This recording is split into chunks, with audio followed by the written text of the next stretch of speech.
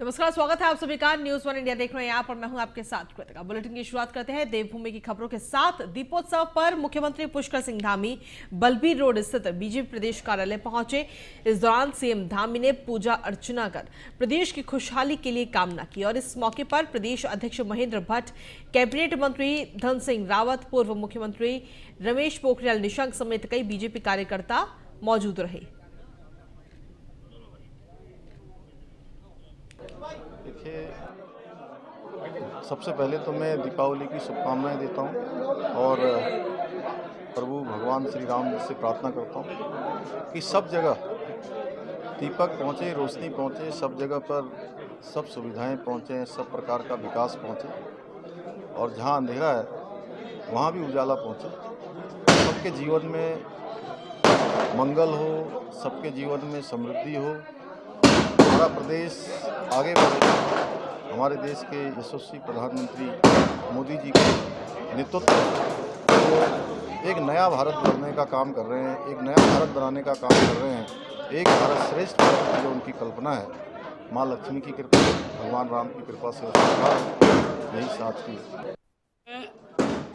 संपूर्ण प्रदेश की कार्यक्रम मनाया गया है, किस तरीके देखते क्या संदेश? देखिए, प्रदेश की संपूर्ण जनता को इस पावन पर्व की हार्दिक बधाई, शुभकामनाएं देता हूँ। हर क्षेत्र तक उजाला पहुँचे, हर क्षेत्र में विकास दिखाई दे, इस भाव के साथ माँ लक्ष्मी का मैं आह्वान करता हूँ और प्रदेश की खुशहाली की कामना करता हूँ। मैं दिल्ली के भारतीय जनता पार्टी के कार्यालय में आज दीपोत्सव बहुत ही धूमधाम के साथ, बड़े उत्साह उमंग के साथ मनाया जा रहा है।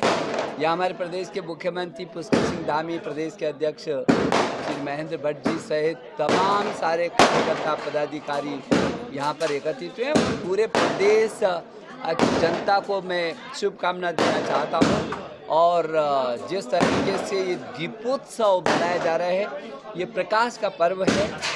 किसी कोने पे चाहे विकास का अंधेरा हो, चाहे विचारों का अंधेरा हो, जो अंधेरे हैं उनको मिटाना है और ये हमारा त्यौहार पूरे विश्व विख्यात त्यौहार है। हिंदुस्तान दुनिया का सबसे बड़ा लोकतांत्रिक देश का ये उत्सव का त्यौहार है। ये तो उत्सवों का देश है और आज हम सब लोग मिल करके उत्सव मना रहे हैं। मैं प्रदेश की जनता को इस अवसर पर बहुत सारी शुभकामना दे रहा हूँ कि सबके जीवन में उमंग, उत्साह और प्रकाश भरे, सभी लोग प्रगति करें, सुख और शांति पूरे प्रदेश में हो। अंतिम छोर तक माननीय प्रधानमंत्री जी के अगुवाई में जिस तरीके से देश विश्व के स्तर पर शिखर पर पहुंच रहा है, मेरा उत्तराखंड के मुख्यमंत्री के नेतृत्व में मेरा ये प्रदेश भी ऐसे ही उस ऊंचाई को छुए जब हम इस राज्य को एक मॉडल स्टेट के रूप में देखें। उत्तराखंड के पूर्व मुख्यमंत्री हरीश रावत ने दीपावली पर अंकिता भंडारी समेत अन्य बेटियों के नाम का दिया भी जलाया। इस दौरान उन्होंने कहा कि ये दिया सभी दुष्ट लोगों के मन और मस्तिष्क की दूषित भावना का शमन करे, साथ ही उनकी आत्मा में प्रकाश फैलाए। बता दें कि पूर्व मुख्यमंत्री हरीश रावत ने दीपावली के मौके पर अपने आवास पर यह दिया जलाया। उन्होंने उत्तराखंड की बहादुर बेटियों के नाम भी दिया जलाया। इस दौरान हरीश रावत ने कहा कि उनका ये दिया अंकिता भंडारी के नाम है।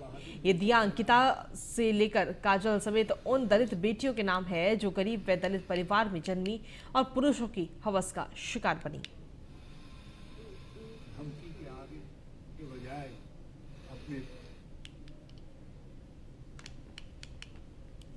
तो दिवाली के मौके पर हरीश रावत ने ये दिया जलाया है। आपको बता दें कि उत्तराखंड के पूर्व मुख्यमंत्री रह चुके हैं हरीश रावत।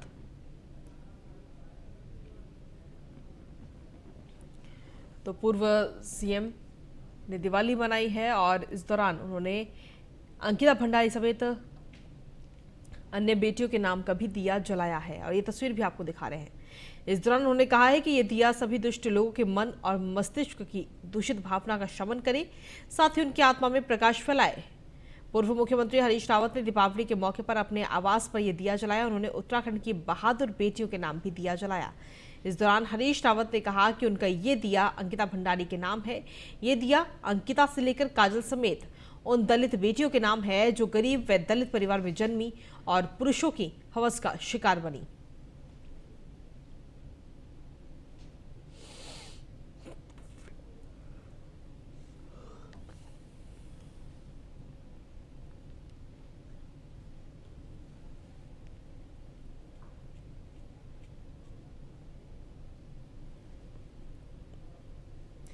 तो आपको बता दें कि उत्तराखंड के पूर्व मुख्यमंत्री हरीश रावत ने दीपावली पर अंकिता भंडारी समेत अन्य बेटियों के नाम का भी दिया जलाया है और ये तस्वीर भी आपको दिखा रहे इस वक्त।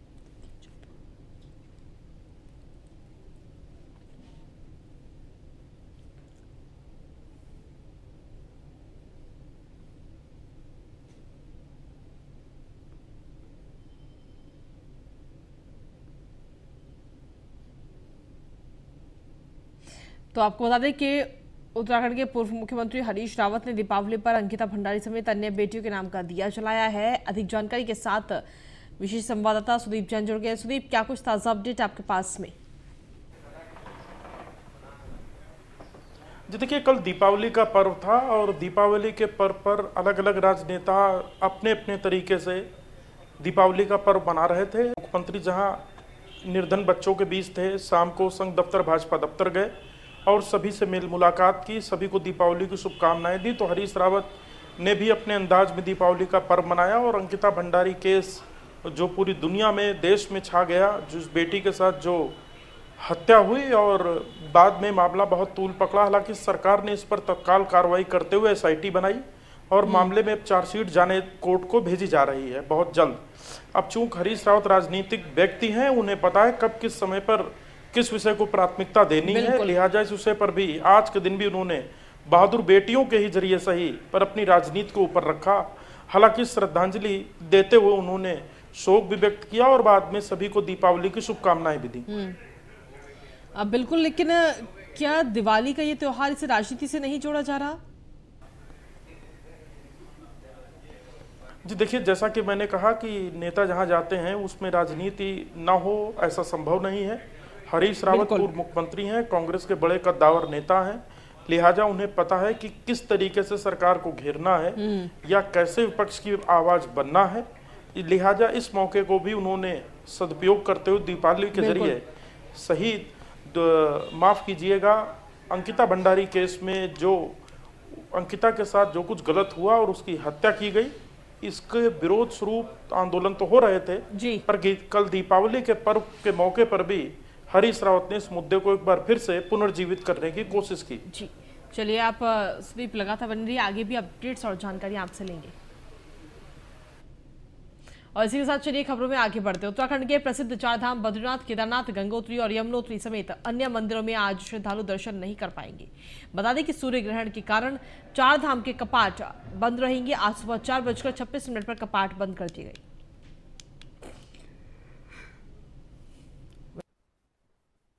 5:30 बजे के बाद ही मंदिरों के कपाट खुलेंगे।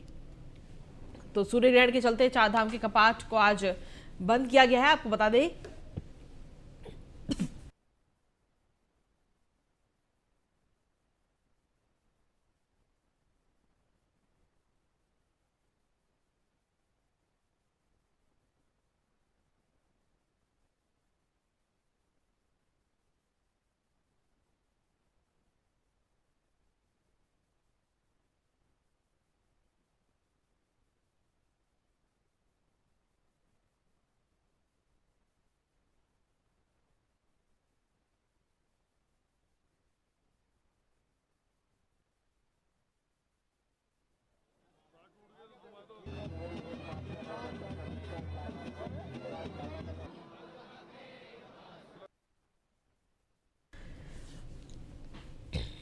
तो आपको बता दें कि सूर्य ग्रहण के चलते चार धाम के कपाट आज बंद रखे गए हैं, जो कि जब ग्रहण लगता है 4:22 पर आज ये ग्रहण लगेगा, तो उससे 12 घंटे पहले ही आज सुबह 4 बजे करीब ही ये कपाट चारों धाम के बंद कर दिए गए हैं। अधिक जानकारी के साथ विशेष संवाददाता सुदीप जैन हमारे साथ बने हुए हैं। सुदीप, क्या कुछ अपडेट्स हैं आपके पास में? चार धाम के कपाट आज बंद कर दिए गए हैं, आज श्रद्धालुओं को दर्शन नहीं हो पाएंगे। जी बिल्कुल, देखिए ये वर्ष का अंतिम सूर्य ग्रहण है और जब सूर्य देव पर कष्ट आता है, जो जानकार हैं ज्योतिषी के और जो विद हैं इस क्षेत्र के, वो कहते हैं कि सूर्य पर ग्रहण आने का अर्थ है सूर्य पर कष्ट आना। यूं तो अलग अलग जगहों पर इसका आंशिक असर दिखेगा, पर उत्तराखंड और हिमाचल के राज्यों की यदि बात करूं तो मैं देहरादून, हिमाचल और शिमला में इसका असर दिखेगा। जी। अलग अलग ज्योतिष इसका अलग समय दे रहे हैं, पर एक अनुमान के मुताबिक शाम 4:15 बजे से इसका प्रभाव शुरू होगा, जो कि शाम के 6 बजे तक रहेगा। तो इस दौरान चूक सूतक काल रहता है, तो मंदिरों के कपाट पट बंद रहते हैं, कोई दर्शन नहीं कर सकता। इस दौरान भोजन इत्यादि भी ग्रहण नहीं किया जाता है, क्योंकि ऐसा मान्यता है पुराने समय से कि ईश्वर पर, भगवान पर कष्ट है, लिहाजा लोग उस समय बाहर जाने से भी बचते हैं और अपने घर पे ही अपने ईश्वर, आराध्य और अपने देव को याद करते हैं। तो आज जो ये सूर्य ग्रहण का दिन है, इसका असर चार धाम यात्रा के जो प्रमुख पड़ाव, जो प्रमुख धाम है, वहां भी दिख रहा। जी, अगर देखा जाए तो चारधाम के लिए अभी भी यात्री वहां पर पहुंच रहे हैं और हर रोज हजारों की संख्या में श्रद्धालु वहां पर पहुंच रहे हैं। तो आज सुबह से ही क्योंकि दर्शन बंद कर दिए गए हैं, तो श्रद्धालुओं को इंतजार भी होगा कि आज शाम को जब 5 बजे के बाद या 5:30 बजे के समथिंग जब कपाट खुलेंगे तो काफी भीड़ वहां पर मौजूद रहेगी। जी बिल्कुल, और लोगों को भी पता है कि ये एक हिंदू बहुत पुरानी रीत रिवाज, एक प्रथा है जिसको सनातन धर्म में माना भी गया है और एक पुरानी परंपरा चली आ रही है। ऐसे में जो भक्त हैं वो खुद भी दर्शन करने से परहेज करते हैं, भले ही वो बड़ी एक लंबी यात्रा करके चार धाम यात्रा के किसी भी धाम में पहुंचे हों जी, पर वो बचते हैं, अवॉइड करते हैं इस समय, और लंबी यात्रा करके भले ही वो आए हों, थोड़ा इंतजार उन्हें करना पड़ेगा, पर इस वक्त दर्शन नहीं होते हैं। ये एक परंपरा, लिहाजा लोग भी अलग अलग स्थानों पर ठहरे हुए हैं और प्रतीक्षा कर रहे हैं कि ग्रहण काल के बाद बीकेटीसी कमेटी, जो बद्रीनाथ केदारनाथ कमेटी है, जो संचालन देखती है मंदिरों का, वो जब कपाट खोलेगी, शुद्धिकरण होगा, इसके बाद ही वो दर्शन कर सकेंगे। चलिए ठीक है, आप लगातार बने रहिए, आगे और भी तमाम खबरों पर आपसे अपडेट्स और जानकारियां लेंगे। इसी के साथ चलिए खबरों में आगे बढ़ते हैं। उत्तराखंड के पूर्व सिद्धू BS सिद्धू के खिलाफ राजपुर थाने में मुकदमा दर्ज किया गया है। बता दें कि सिद्धू पर सरकारी जमीन कब्जाने और पेड़ काटने का आरोप है। मिली जानकारी के मुताबिक सिद्धू ने साल 2012 में मसूरी वन प्रभाग में वीर गिरवाली गांव में 1.5 हेक्टेयर जमीन खरीदी और इस जमीन से मार्च 2013 में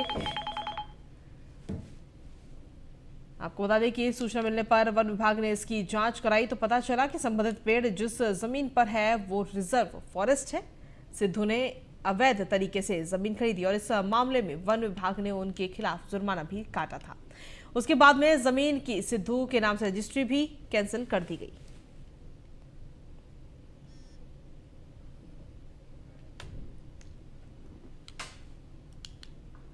वहीं उत्तराखंड के पूर्व DGP BS सिद्धू की मुश्किलें अब कम होने का नाम नहीं ले रही। बता दें कि अवैध रूप से रिजर्व फॉरेस्ट में पेड़ काटने और अवैध रूप से गलत दस्तावेज के आधार पर जमीन खरीदने के आरोप में मुख्यमंत्री पुष्कर सिंह धामी ने कहा है कि प्रदेश में इस तरह के जब मामले आते हैं तब तक विधिक राय लेते हुए विधिक कार्रवाई की जाती है। आगे उन्होंने कहा कि इस मामले में भी सरकार पूर्ण कार्रवाई करेगी और अगर कोई भी दोषी पाया जाता है तो उस पर निष्पक्ष कार्रवाई की जाएगी। अधिक जानकारी के साथ हमारे संवाददाता जुड़े हुए हैं, हमारे साथ में सुदीप। क्या कुछ अपडेट्स है इस पूरे मामले को लेकर? जी देखिए, वर्ष 2013 से मामला लंबित चला आ रहा है। कभी वन विभाग तो कभी पूर्व पुलिस महानिदेशक BS सिद्धू एक दूसरे पर हावी होते दिखते रहे।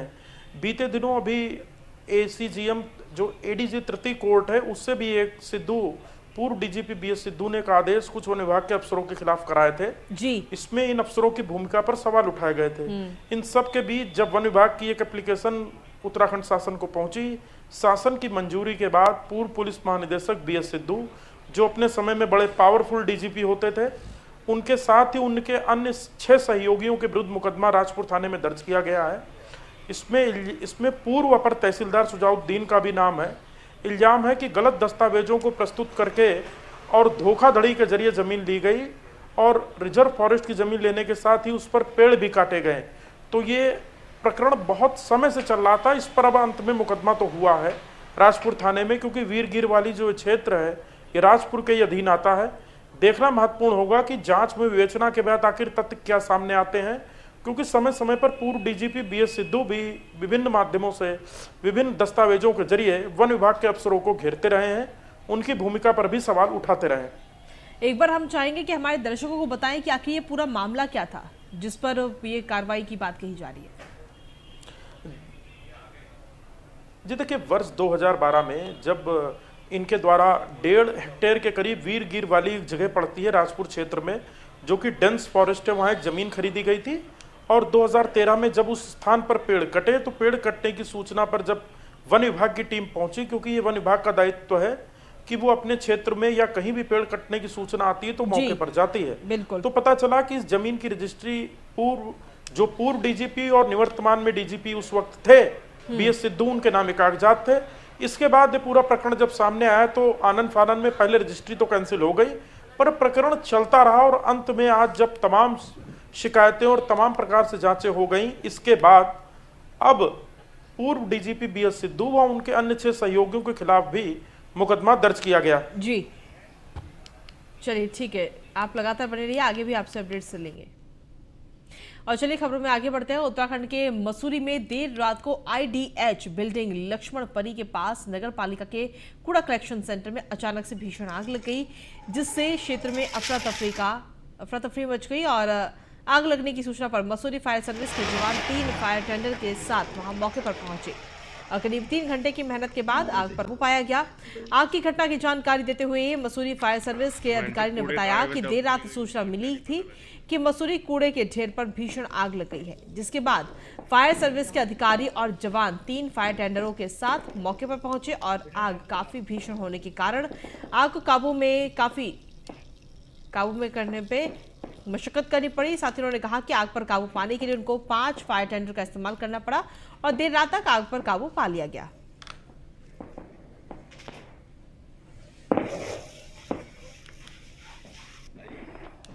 झाड़ बराबर आग नहीं दिए तो सेकंड लग रहा है।